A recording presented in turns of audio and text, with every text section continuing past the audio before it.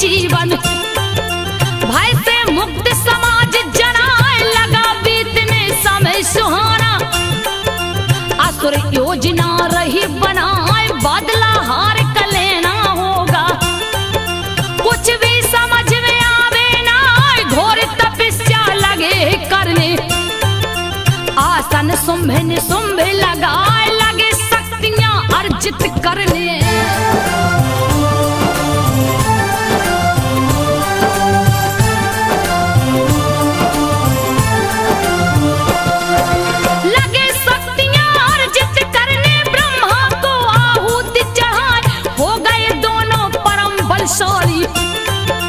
बिगुल युद्ध का दिए बजाए लड़ने को तैयार हो जाओ। सुनो इंद्र तुम ध्यान लगाए नहीं बचेंगे देवता कायर। चाहे जितना करो पाए किए चढ़ाई स्वर्ग लोक पे। भारी सेना संग लिवा एक से बढ़कर एक सूरमा। राक्षस दल में रह चिल्लाए लगी खबर है स्वर्ग लोक में।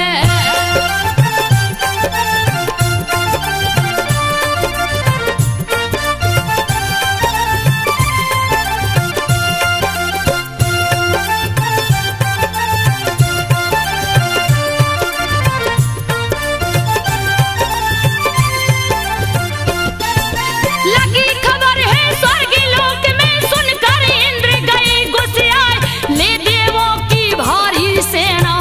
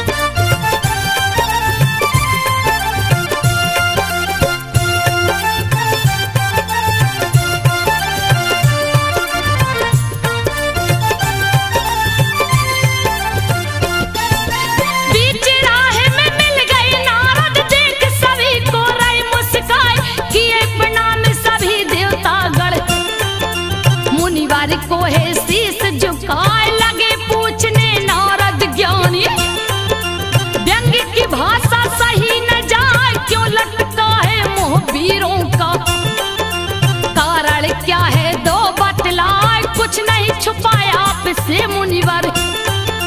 कहने लगे इंद्र समझाए नमक जले पर हे मुनि ज्ञानी, बिना वजह क्यों रहे लगाए, क्रोध न करिए नारद बोले।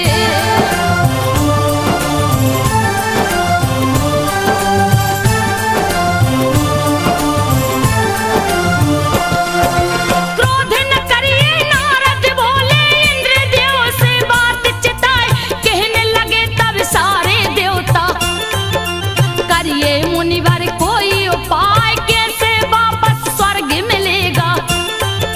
रास्ता दीजिए हमें सुझाए। ब्रह्म ऋषि नारद जी बोले, देवताओं से धीर धराए, एक ही शक्ति बची है जग में, देगी वापस स्वर्ग दिलाए। हाथ जोड़े सब देवता बोले, जल्दी मुनिवर दो बतलाए, जगत की माता जगदम्बे माँ।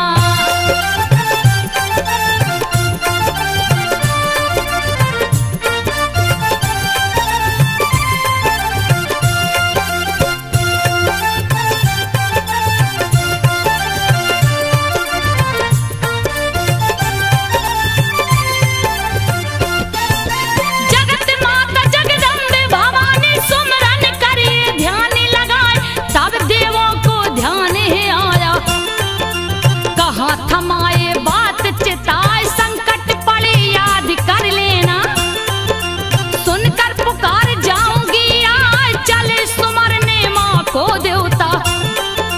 गए हिमालय पर्वत आए, एक ओर शिखा भारी पर्वत की, एक ओर गंगा रही लहराए, करते सभी कर जोर प्रार्थना, मैया रानी जाओ आए, सत सत नमन आपको करते।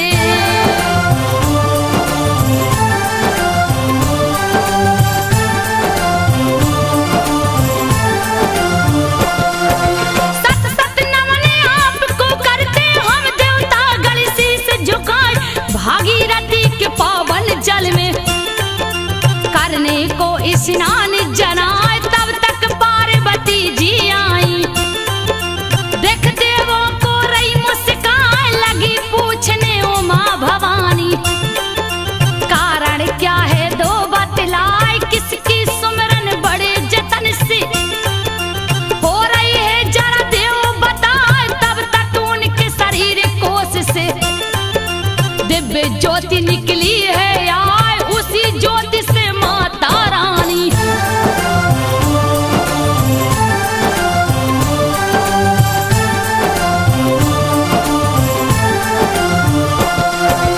तब तक उनके शरीर कोश से दिव्य ज्योति निकली है आए, उसी ज्योति से माता रानी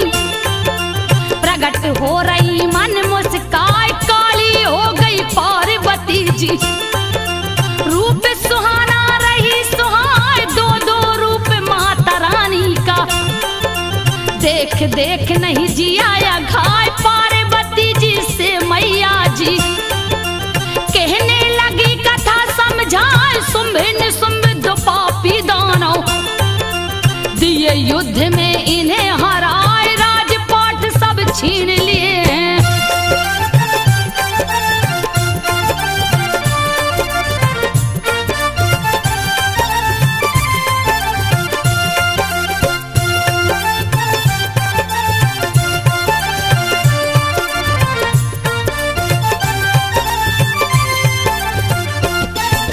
राजपाट सब छीन लिए हैं, स्वर्ग पे लिए अधिकार जमाए, इसी कारण ये सभी देवता मेरी शरण गए हैं आए, कर सुमरन मुझे बुला रहे थे, रक्षा की गुहार लगाई, इसीलिए मैं प्रकट हुई हूँ, सुनिए देवी ध्यान लगाए, सारा जगत कोष की देवी, कहेगा मुझको शीस झुकाए, सत सत नमन देवता करते, माँ चरणों में शीस झुकाए, तब तक घूमते पर्वत ऊपर।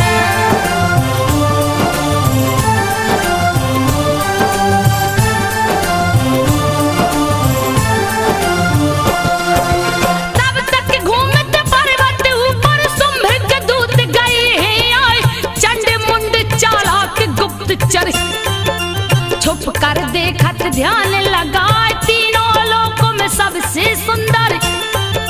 यह देवी है रही जना, लगे कल्पना मन में करनी, गर अपनी रानी बन जाए, राक्षस कुल की शान बढ़ जाती, मुंडी दोनों रहे हिलाए, क्षण भर में फिर हुए गायब, पहुंचे स्वर्ग लोक में जाए, बैठा जहां सुम्ब बलशाली,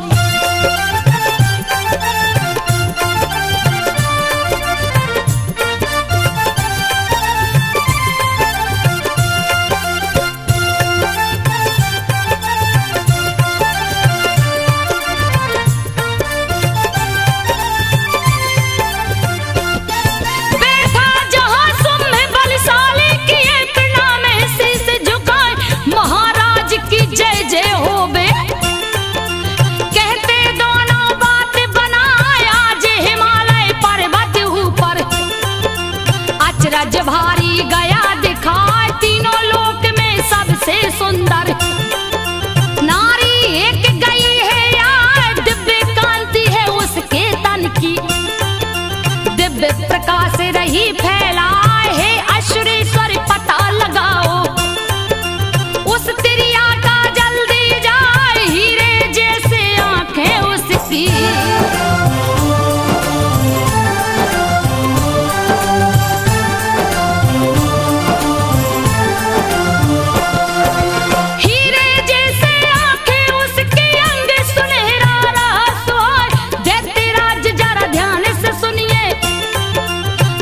हमारी चित्त लगाए, तीनों लोक में आपका शासन,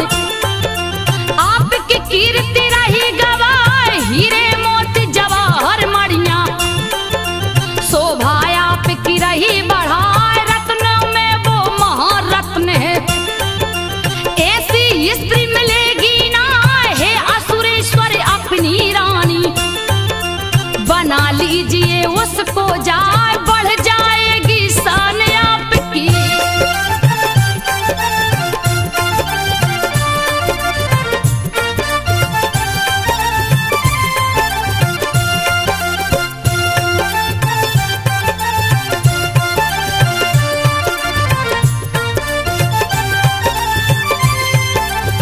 बढ़ जाएगी शान आपके, महल में चार चांद लग जाए, सुनकर बातें चंड मुंड की, व्याकुल शुंभ से रहा न जाए, महादैत्य सुग्रीव से बोला, सुनो बात को ध्यान लगा, जाओ दूत मेरा तुम बनकर, उस देवी को लाओ बुलाए, ऐसी युक्ति वहां लगाना, खुद चलकर वो जाए आए, जैसी आज्ञा महाराज की, देख देवी को जी ललचाए, लगा बोलने मीठी वाणी,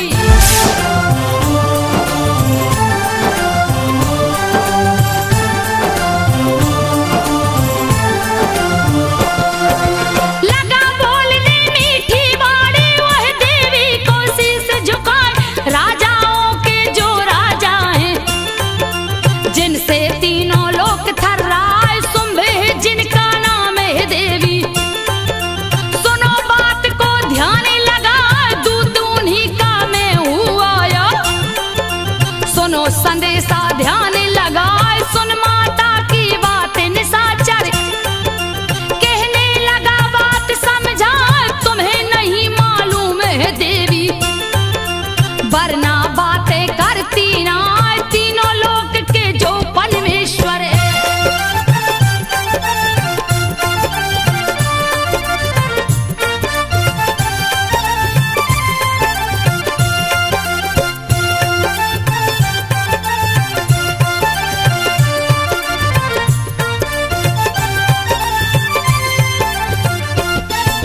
तीनों लोक के जो परमेश्वर, उनकी बात रही ठुकराए, शुंभ के बध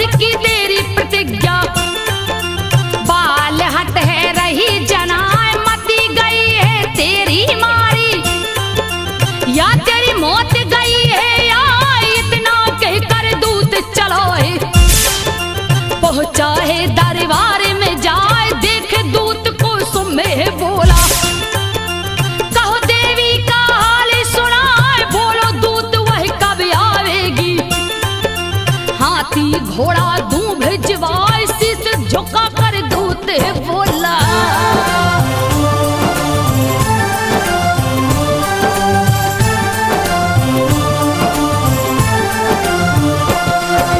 शीश झुका कर दूत बोला, सुनिए राजन ध्यान लगाए, सारी बात विस्तार से उस दम कहने लगा दूत समझाए, शपथ ली है वो आपके वध की, सुनकर देते गया ऋषियाय, धरती कपगी अंबर कपगी, रहा ठहाका सुंभे लगा, कुपित हुआ असुरों का राजा, सेनापति को लिया बुलाए, कहा धूम्रलोचन तुम जाओ, अपनी सेना साथ लिवाए, कैसे पकड़ कर उस दुष्टा को।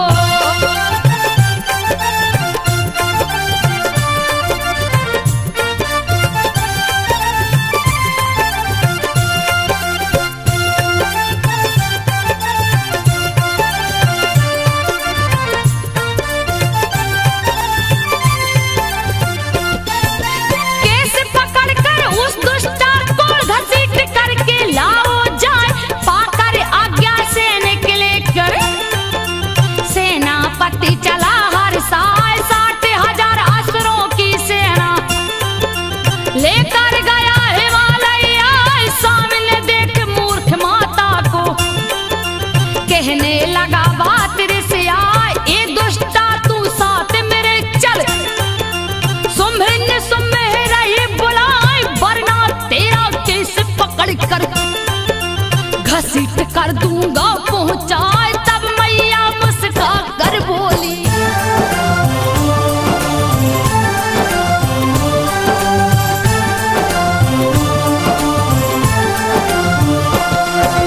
तब मैया मुस्का कर बोली, लो अपना तुम जोर आजमाए, क्रोध में सेनापति है दौड़ा, माँ को मारन अस्त्र उठाए, आ गया क्रोध भवानी माँ को, अब तो दुष्ट बचेगा ना, माँ के मुंह से ज्वाला निकली, जिसका ताप सहा नहीं जाए, हो गया जलकर राख निशाचर, सारी सेना गई घबराए, पागल हो गए असुर भयानक, लगे दौड़ने हैं मोहबाय, अपने अपने अस्त्र शस्त्र को।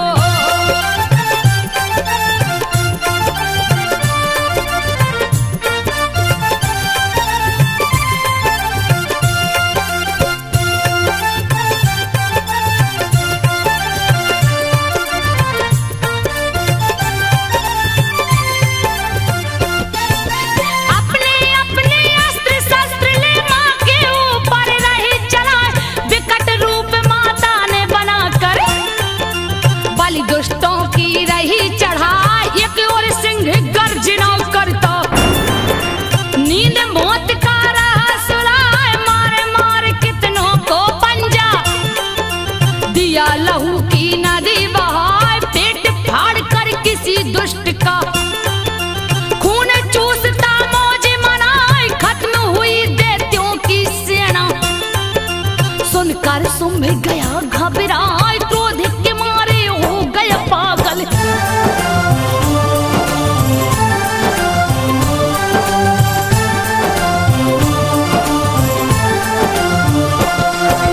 क्रोध के मारे हो गया पागल, चंड मुंड को कहा बुलाए, लेकर भारी सेना जाओ,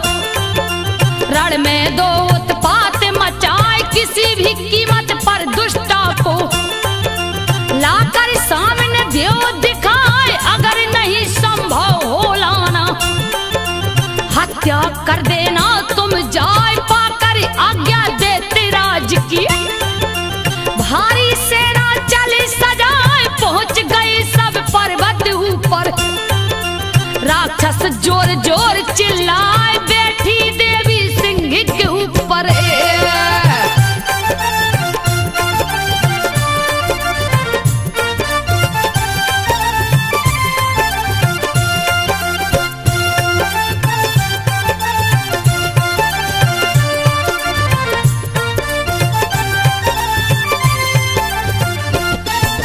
बैठी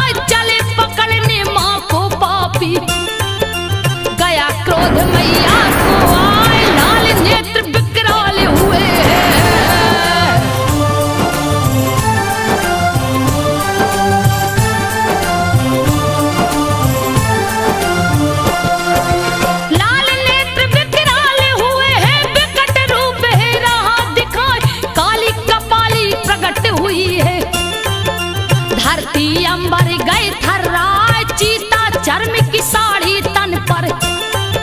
नरमुंडों की माला सुहाए, लप लप लप लप जीभ निकाले, लाल लाल रही आंख दिखाए, काली रूप में काले ही आया।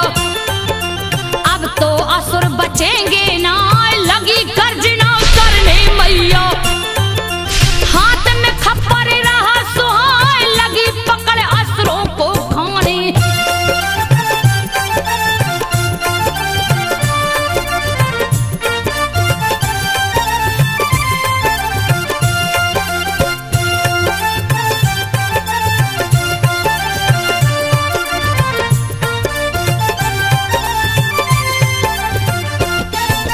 लगी पकड़ असुरों को खाने, बध करती मां खड़ग चलाए, पीने लगी लहू असुरों का,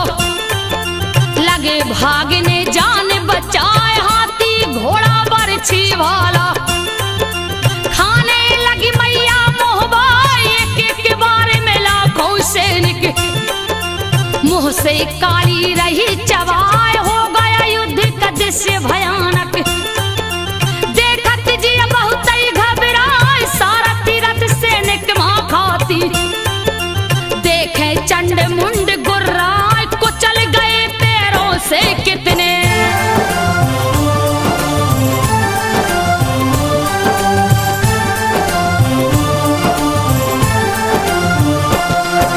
कुचल गए पैरों से कितने, बहुतों का दी गला दबाए, बाल पकड़ कर घुमा घुमा कर, फेंकी गिरे कोसों दूर जाए, धरती अंबर सागर नदिया, सभी रक्त से गए रंगाए, देख चंड वही रूप भयंकर, दौड़ा है तलवार उठाए, हाथ धनुष बाण चलाता, मुंडे हौसला रहा दिखाए, जैसे बादल पानी बरसे, वैसे बाण रहा बरसा, चक्र त्रिशूल गदा कटारी।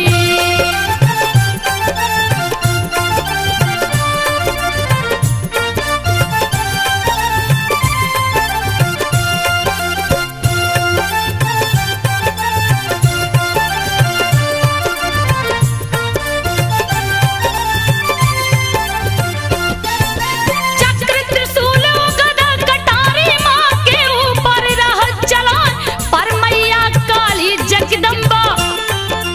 सब कुछ खा जाती, मोहबाई कर गुस्से में भारी गर्जना, बोली है मैया गुर्राए, कर लिया बार बहुत अब तुमने, इष्ट देव को ले मनाए, आ गई बेला अब मरने की, जान तुम्हारी बचेगी ना, एक हाथ से बाल पकड़ ली, दूजे में तलवार सुहाए, बंद हो गई चंड की बोली।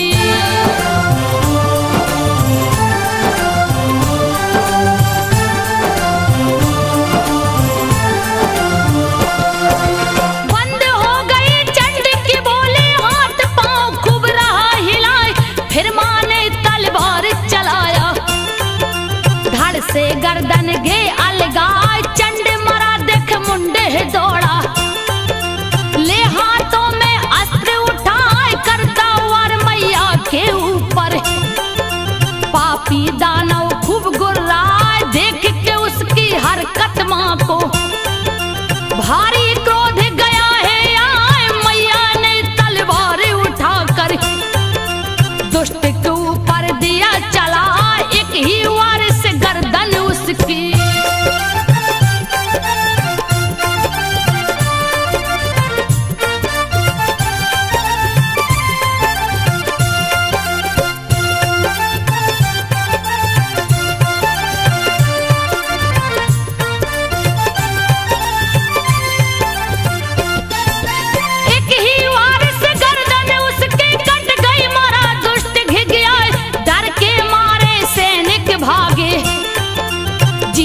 बचना कठिन जनाए, हंसती काली हंसी भयानक,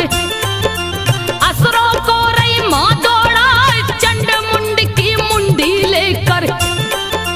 गई पास अंबा के आए, चंड मुंड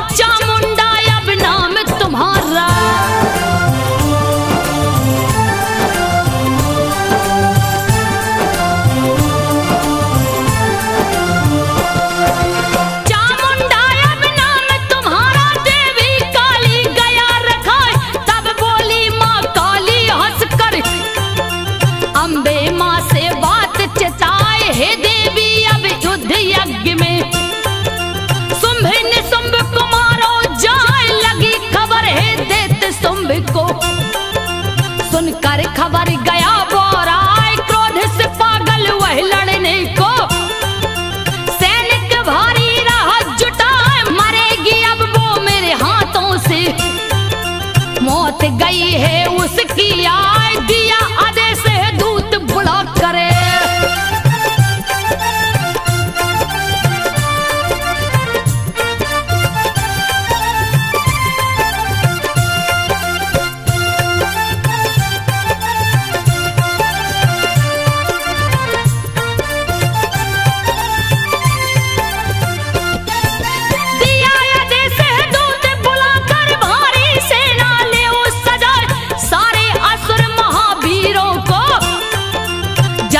खबर दे पहुंचाए, कहने लगा है दूत से उस दम, एक बात सुन समझाए, भारी सेना ले असुरेश्वर, चला गरजता जग थर्राए, आज महासंग्राम छड़ेगा, कालिक मेघ रहा मणिराय, देवी देवी विशाल सेना, असुरों पर रही क्रोध दिखाए, खींच प्रतंचा धनुष कमाने।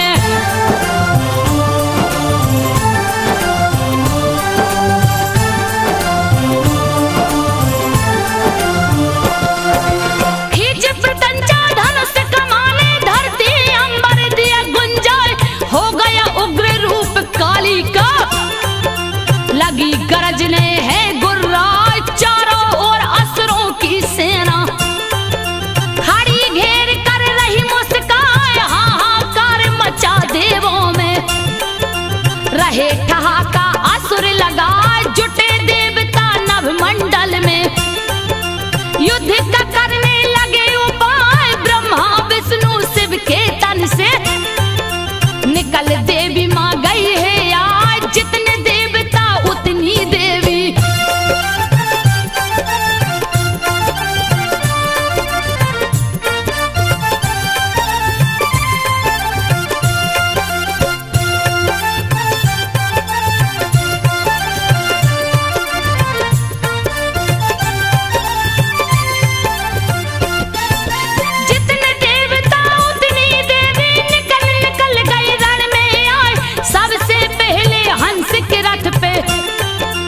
ब्रह्माणी गई रण में आए, सबके ऊपर आरूढ़ होकर, शिव की शक्ति गई है आए, शिव का है त्रिशूल हाथ में, सर्प गले में रहा सुहार, कार्तिक की शक्ति समर में, मोर पे चढ़ कर गई है आए, विष्णु प्रिया चढ़ गरुड़ पे आई, चक्र शंख गदा रहा सुहाय, श्री हरि जी की और शक्तियां।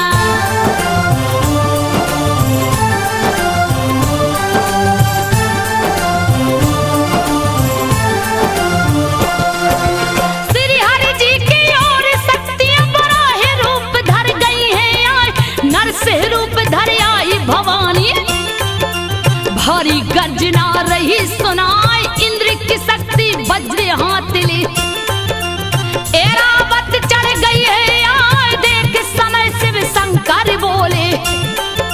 सुनो चंडिका ध्यान लगाए, सुन करके शिव निर्मल वाणी, क्रोध गया असुरों को आए, कात्यायनी की ओर चले हैं, युद्ध बिना कुछ नहीं सुहाए, असुरों की वह भारी सेना,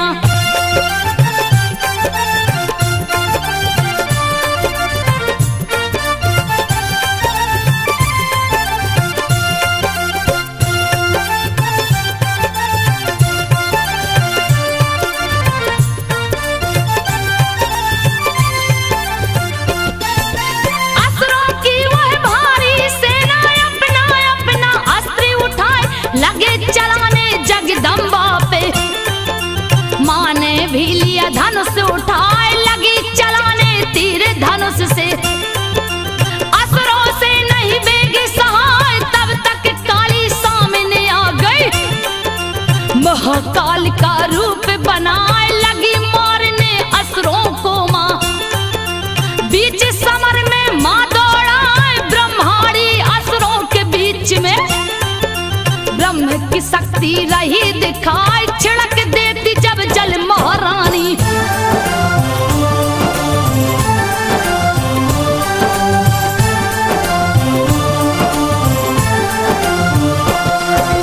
छिड़क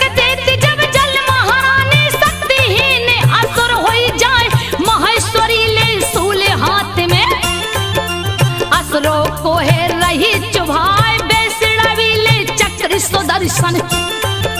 रही कहर रण में बरपाए कार्तिक के शक्ति शक्ति ले, दैत्यों की चटनी रही बनाए वज्र हाथ ले इंद्र की शक्ति। असुरों पर रही वज्र गिराए हो गया खून से लाल धरातल, खून की नदी रही लहराए बराह रूप में बराह शक्ति।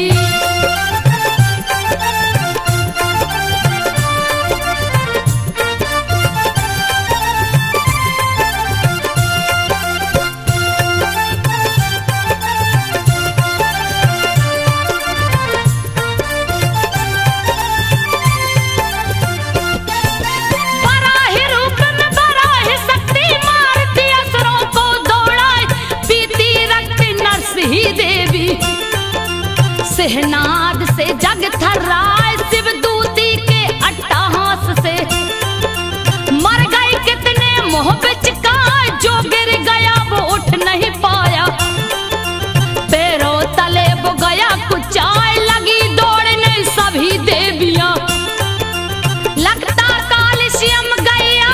धरती ऊपर लहू का कीचड़, लाशों का रहा ढेर दिखाए लाखों करोड़ों कटी मुंडियां।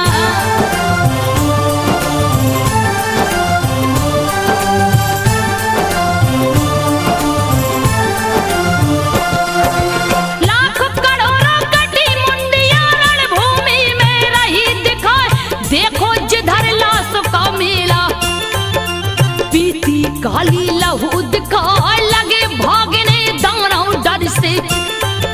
भाग भाग रहे जाने बचाए देख भागते असुरी सेना, रक्त बीज गया सामने आए मुझसे युद्ध करो तो जानू, सबको दूंगा आज मुआए कितना दम है भुजा में किसके, सबका दूंगा थाहे लगाए लगा है करने युद्ध भयानक।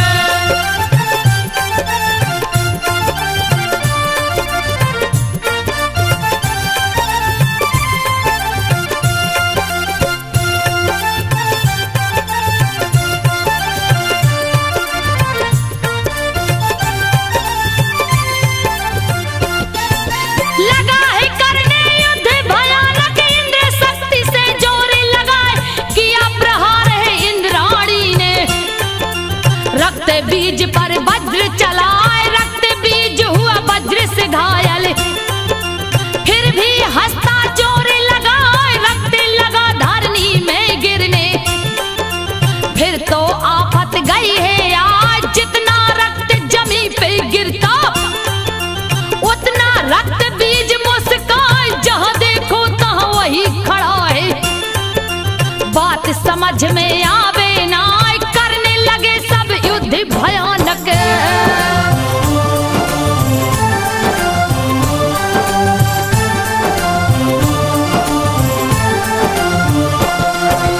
करने लगे सब युद्ध भयानक, लड़ती देवियां धनुष उठाए चारों ओर असुर महापापी, लड़ते लड़ते बढ़ते जाए चक्र वैष्णवी ने चलाया, दैत्य के ऊपर जोरा जमाए कट गया गर्दन रक्त बीज को, बहने लगा लहू लहराए वृद्ध चला इंद्राणी ने तो, घायल रक्त बीज गुर्राए पैदा हो गए लाखों दानव, परम वीर बल नहीं समाए हंसते राक्षस हंसी भयानक।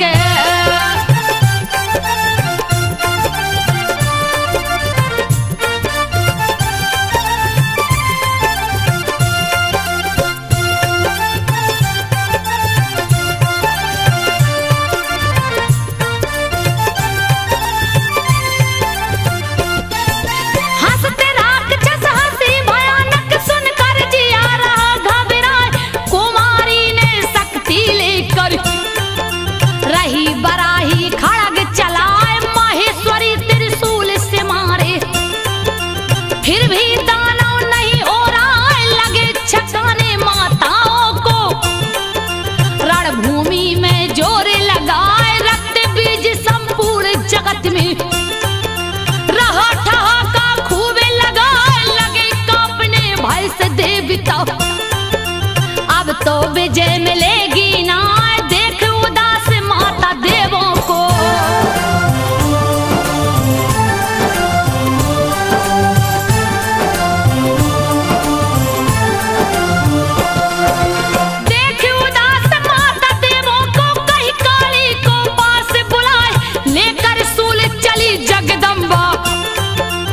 रक्त बीज जहां से ठटाए सूल चुभाया है सीने में,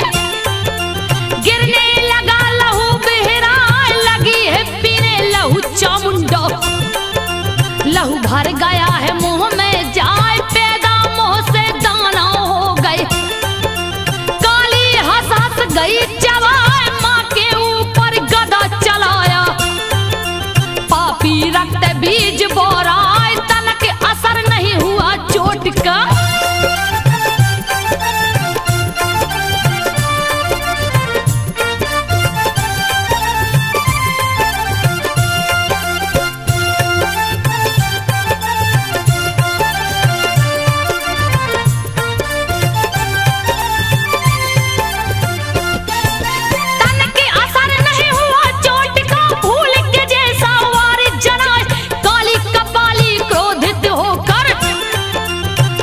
बीज पोली दौड़ाए पी गई सारा लहू पकड़ कर, रक्त बीज है गया सुखाए फिर जगदम्बा गदाले दौड़ी, रक्त बीज रहा घबराए करती वार पे वार भवानी, फिर भी रक्त बीज खुर्राए जगदम्बा ने गदा खड़क से करने लगी वार दौड़ाए, जान नहीं अब बच पाएगी।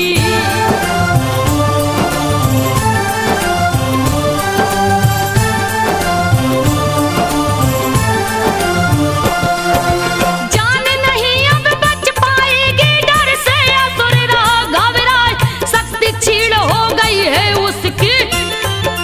तब मैया ने मौका पाए गदा खड़क ले मारन लगी, बचने का नहीं कोई उपाय कर दिया माँ ने उसके टुकड़े, मार मार कर दिया मुआए अंत हो गया महादैत्य का, देवता पुष्प रहे बरसाए खुशी मनाती सभी देवियां, लिखता पीतन शीश झुकाए संजो माँ की गाई कहानी, भक्तों सुन लो ध्यान